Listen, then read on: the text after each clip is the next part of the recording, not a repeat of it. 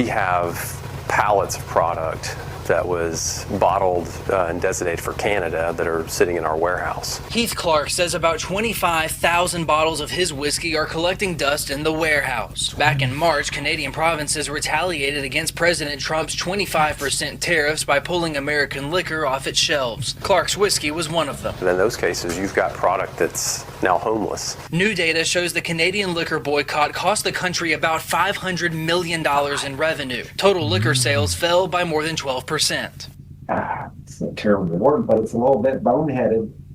They've lost $500 million in revenue. The Distilled Spirits Council of the United Hold on, wait. Let's pause for a minute. Now you're talking about them. Trade war. They should leave liquor out of it. This industry should be immune to that. Why? Because we bring people together. Thank you very much. Thank you. On Sunday, President Trump announced a 15% tariff on most imports from the European Union instead of the 30% he threatened earlier this year. But it's still not clear how the agreement will impact alcohol. American distillers hope it's a step toward eliminating all tariffs in the spirits industry. Meanwhile, farmers who provide grain to distillers also want some consistency when it comes to trade policy. We can't turn our spigot on and off with grain supply. Hello and welcome to another video. And this video we're gonna be talking about the situation that is happening right now with the whiskey industry, and this is affecting the red states. Okay, yes, the whiskey industry in the United States is more in the areas of the South. That's where those companies are located. So it's affecting disproportionately red states. And yes, and it's like 5 or 6 companies, whiskey companies, they have declared themselves in bankruptcy because of the tariff. One of the biggest, one of the places that we will take this whiskey was Canada. Canada have a big consumption of bourbon and whiskey, and the bourbon and whiskey was coming from the United States. And yes, and this whiskey and bourbon that was coming from the United States, when they boycotted the United States, they removed these products from the shelves. And now they are not selling this product. The same happened in the UK. They also removed our products, and some of the products was just the Jack Daniel whiskey. Yes, a different kind of bourbons that we also produce here in the United States. They are really famous for being really, really good. I remember my dad used to love. My dad, he never was a big some parents are like some parents like their beer. Some men like beer, to consume beer. My dad was big in whiskey. He used to love drinking whiskey. Bourbon, he wasn't that much into bourbon. He was more into whiskey. And he used to love Jack Daniel. So in the end of the year for Christmas, we just went, what do you want as a gift? No, I just give me a Jack Daniel, a Red Label also. He used to like Red Label. I don't know if it's his, I don't know where the whiskey is coming from, Red Label. Comment below if you know where that Red Label whiskey, you know which one I'm talking. It's a tall whiskey that they have like a gold, and they have like a Red Label on the middle, and I think they have like a Walking Man. I don't know if it's produced here in the United States, but those was his 2 favorite ones that he used to love. Okay, those 2. But now some of them are just going bankrupt because they cannot pay their bills, because so many countries are taking this kind of whiskey from their shelves and decided to consume other kinds of whiskey from other countries. Did you hear about this? A perfect storm just crushed Kentucky's $9 billion whiskey industry. Here's what's going on. In the last 8 months, 3 major distilleries filed for bankruptcy. 23,000 jobs gone. Why? Well, first, Gen Z. They're not drinking as much as they used to. They prefer weed over whiskey. Second, the European nation.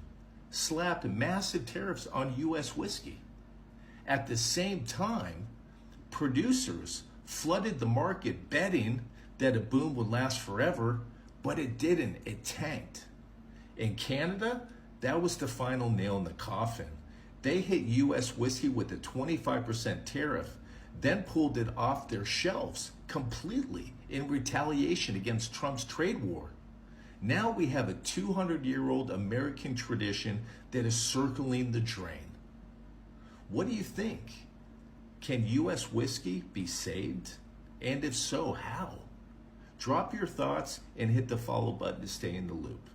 40,000 business bankruptcies by the 4th of July. So 2 months now I've been telling you why the U.S. economy is cooked, and there's lots of reasons for it. It's not just the tariffs. The tariffs, of course, are the largest nail in the coffin. But we've known, economists and historians have known for the longest time that if you make drastic changes in your economy and introduce something like tariffs across the board, particularly against your largest trading partners, Canada, China, and Mexico, that it's going to have drastic consequences. And the drastic consequences are going to be to make costs for all of those businesses that are trying to function in the U.S. right now go up dramatically. Now think of the small business in the U.S. that's an importer and a reseller of something that comes from China. They're importing something that's not made in the U.S. They might be importing just a part of something that they put together, that they manufacture, and part of the product is made in the U.S., is made in China rather. And now they're looking at it and they're saying, well, I'm a small business. I employ 4 people.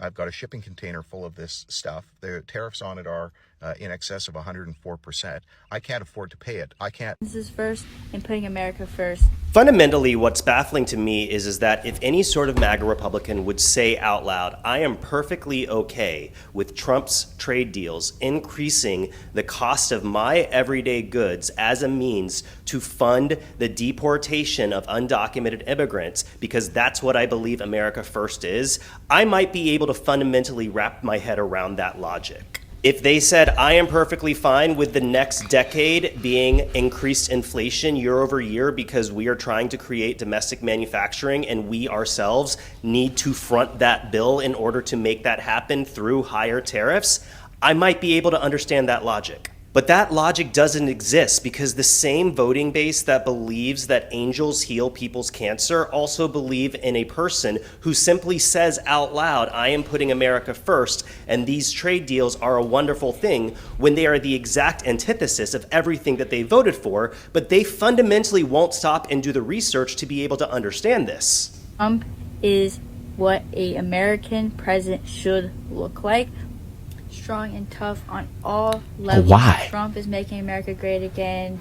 God bless President Trump. God bless you watching. I'm in Florida visiting my dad, and he's a super red MAGA Republican. And at dinner, him and his friend were asking about our visa, and we're using the DACT visa in the Netherlands, and asking me what the legal process was with applying and how long did that take. And all these questions. It's fine.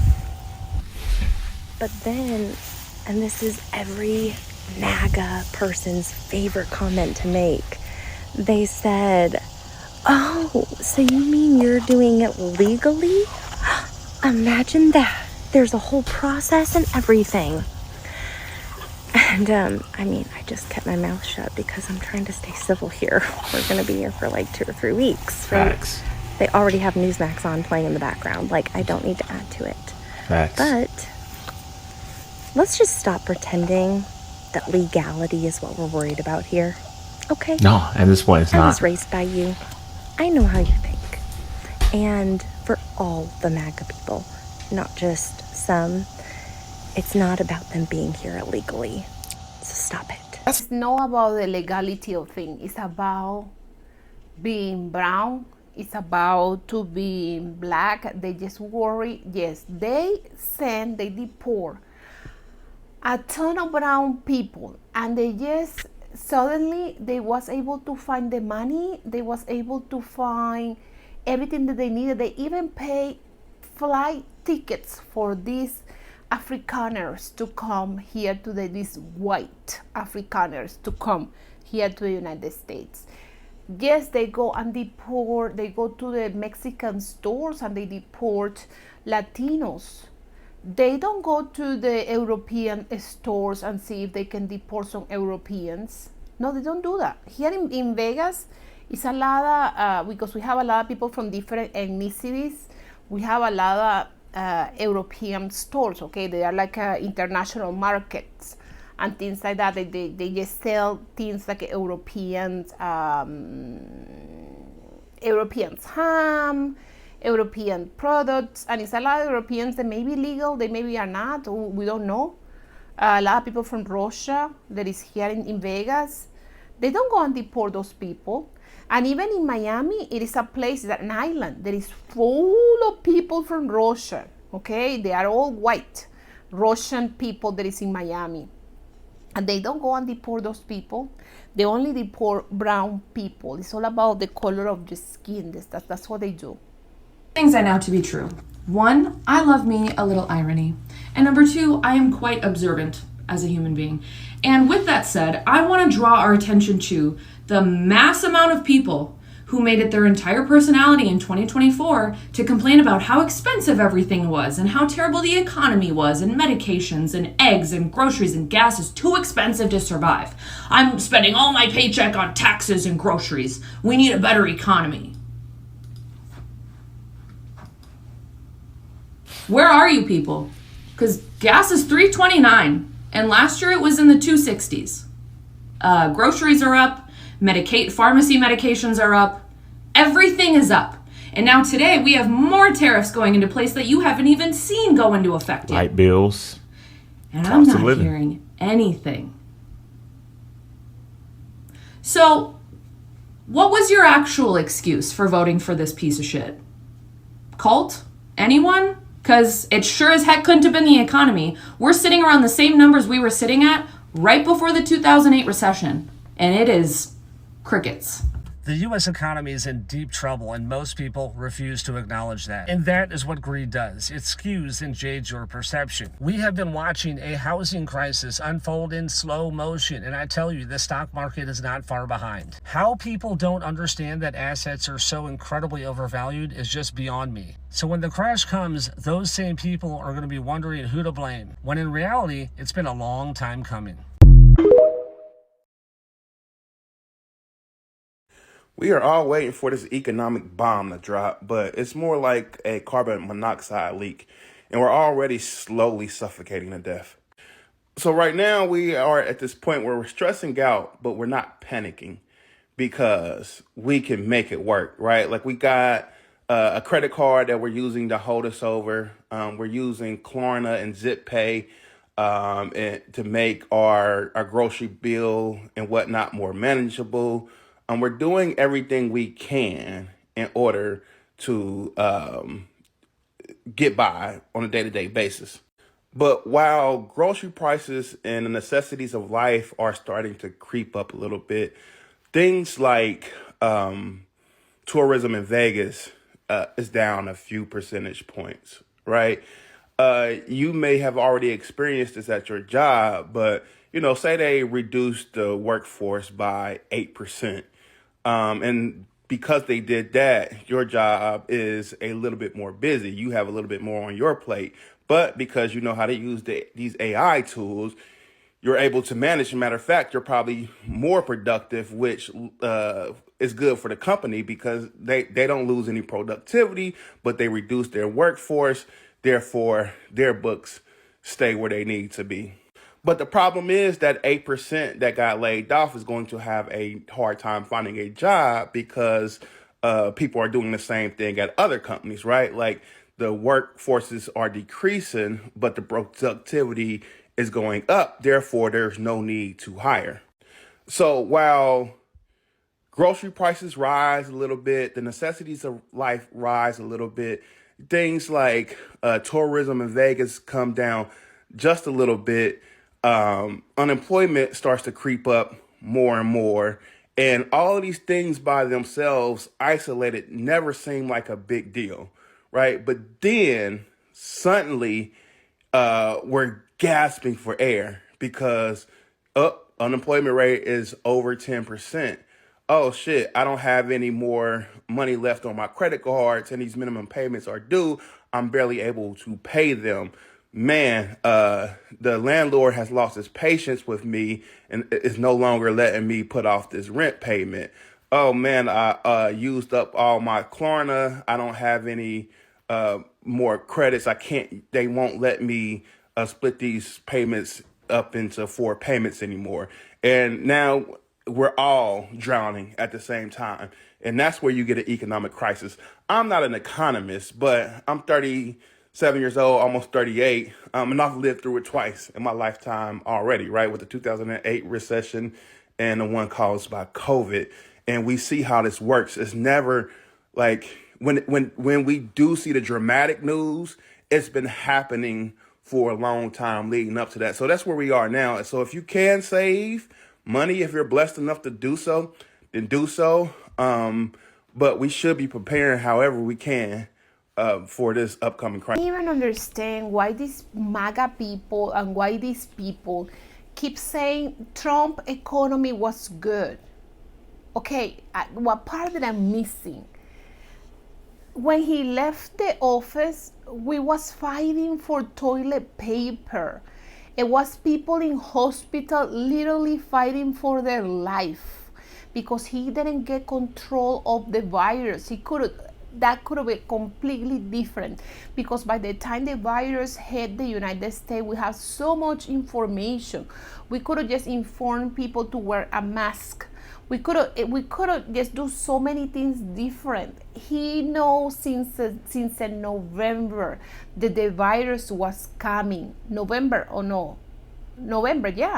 October, something like that. He knows since November that the virus was coming. And he could have asked us to wear a mask from the day one. And the results, the result would be completely different. I just met a guy like a couple days ago, like a week ago or something like that.